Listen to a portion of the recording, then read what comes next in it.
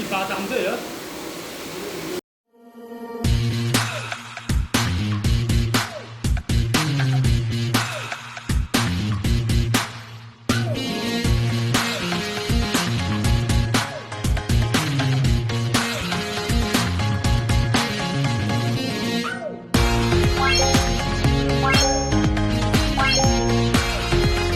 Yes, alright guys, no, andito po ngayon tayo sa ating cell car fan. This is the 7x7, 21 square meter.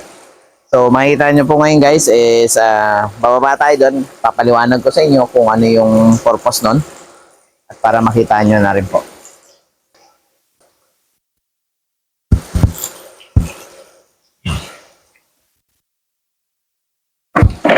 So alright guys, andito na po tayo sa ilalim. So ayan. Nala natin konti. So makita nyo po guys, meron tayong oxygen. Fit na ba? Ito yung ating oxygen na bilog. Tapos meron tayong butas dito. Lalagyan natin ito.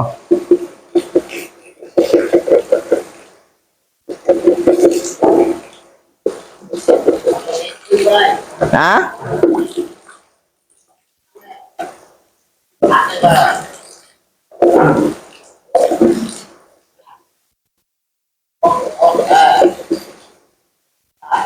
So, lalagyan natin to.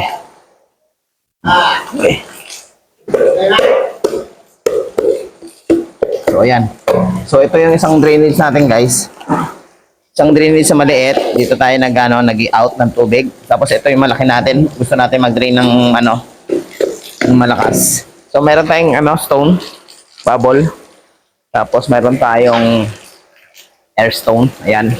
Makita nyo guys, may stone tayo. So, sa mga nagtatanong, ito po yung ating oxygen na gagaling po sa taas.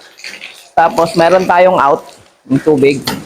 Pag napuno siya, hanggang dito lang. So, ito bakante to. Hanggang dito na tubig natin. Bakante itong dalawa na to. Ito, bakante to. Walang tubig dito. Hanggang dito lang yung tubig natin. So, ito yung in natin ng tubig. Ito, isa rin to sa mga drainage natin. Dalawa. Isang malaki. Number 6, tsaka ito. Ito yung natin, yung drain natin. Drain natin para mabilisan. So itong isa na to, yung hindi nakikita. Itong isa, dinidrain lang natin to, yung lang. 24/7 to naka-drain. 24/7 to naka-drain. Maliit lang to na ono media. Pero siya, malaki dito. Tapos yung PVC niya, ono media lang. Tapos ito yung ating oxygen. So, ayan guys, yung sukat natin is 7. Tapos, pag ganun, 7 din. Is 21 square meter yung ating, ang ating pispan na to. So, as of now, meron tayong pinapasok. Ito ay salt water. Mon to eh. Kung painon, chap tinon. Chap tinon, chay. Lit mo, cha. Chap, okay, mon. Okay, so ito yung pinapasok natin guys. Ito ay salt water. 24/7 di siyang mapasok. Pwede nating lakasan yan, pwede nating hinaan. So ayan. Pwede nating lakasan, pwede nating hinaan. So ayan, malakas siya. Mahinaan ka yung tubig, konti lang yung tubig. So, pag pinandar natin yung motor doon, lalakas yung tubig na ito. So ito yung ating in, 24/7 yan. Yan, may dumadumi-dumi pa nga. May mga halaman. Pero natin yan.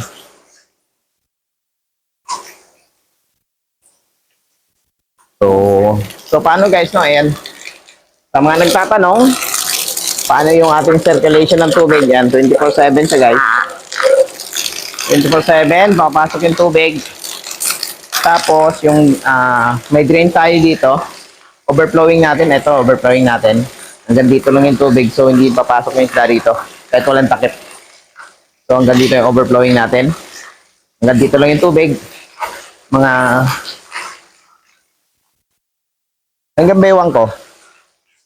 Dito, hanggang bewang. Hanggang taas ng bewang ko pag nandito ako sa naka-slope kasi yung ating ating pad. Circular pad, naka-slope siya. So, sa mga nagtatanong pa rin,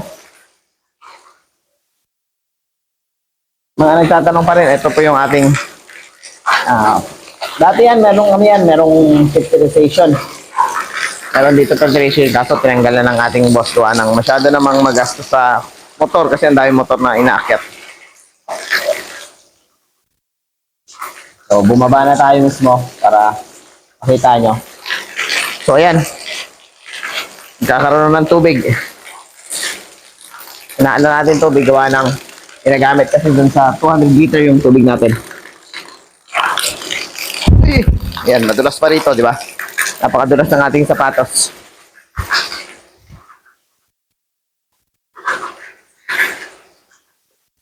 So, ayan.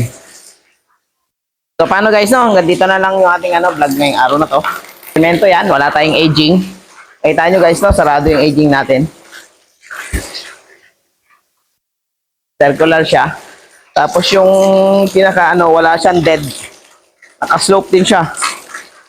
Naka-slope din siya. So, ayun yung ating circular pan.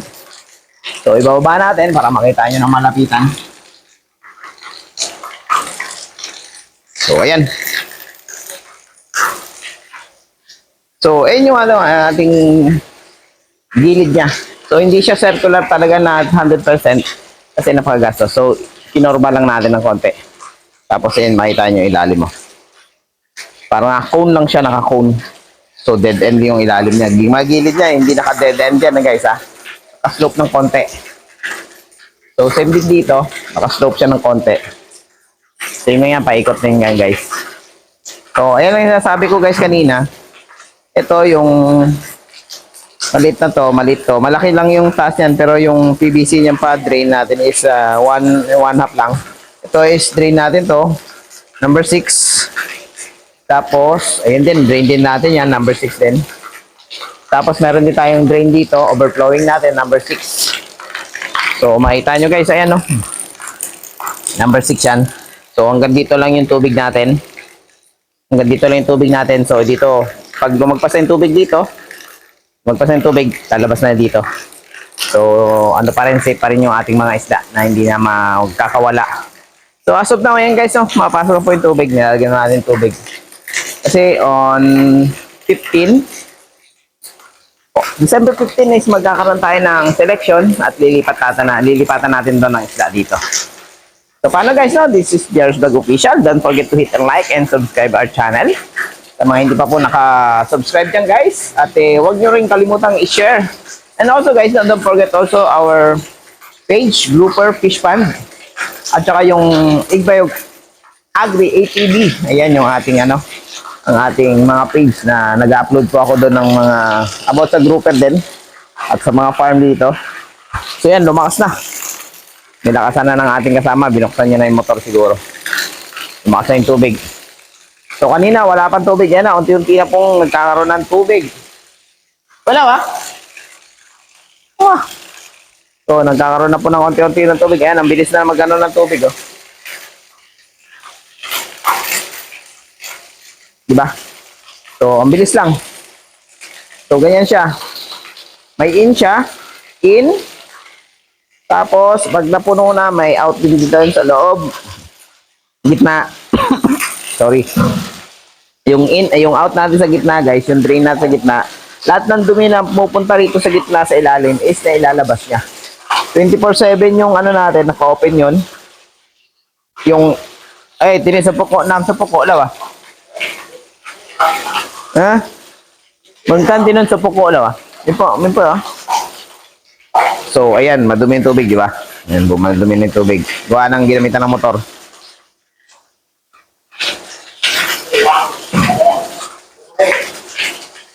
Yan. So, bago natin to, lalagyan natin to. Sinisay po, malilaw yan. Tayo, So, ayan guys, nakaraan, nilagyan na natin ng formalin. Disinfect natin, formalin tsaka betadine, nilagyan to natin habang wala pang laman na tubig. So, ngayon is magde-disinfect ulit tayo. Okay, akit na tayo. So, ayan guys, naka-ready na po yung ating Naka-ready na po yung ating disinfect. Formalin at saka betadine. Lalagyan natin sa mamaya pag may tubig na. i-disinfect natin yung ating pan. So, ngayon, ipakita ko naman sa inyo kung saan naman natin dinidrain yan yung 24/7 na drain. So, dito tayo sa likod, guys. Ito naman po yung drain natin na 24/7. So, ayan. 24/7 yan, hindi yan natin sinasara. So, ngayon, lalagyan natin tubig, sasara muna natin. Ayan. O, di ba? Ayan, sasara muna natin. So, meron pa tayong drain din, guys. Ito naman yung overflowing natin. Makikita nyo sa labas, yung overflowing natin. Nakadiretso yan, papuntang ilog. So, meron din tayong overflow, meron din tayong drainage. Yung sa is, tapos reducer tayo ng D4. Ayan, 4 yung labasan, reduce lang tayo. Kasi wala tayong check valve na D-size eh. So, meron tayong check valve D4, nag-reduce lang tayo.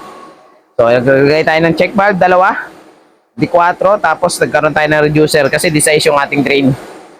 So, ayan guys, no? Nakita nyo, napakalupit ng ating So, sa mga nagtatanong, dyan po napupunta yung ating mga, yung ating tubig sa kanal na to. Halos lahat.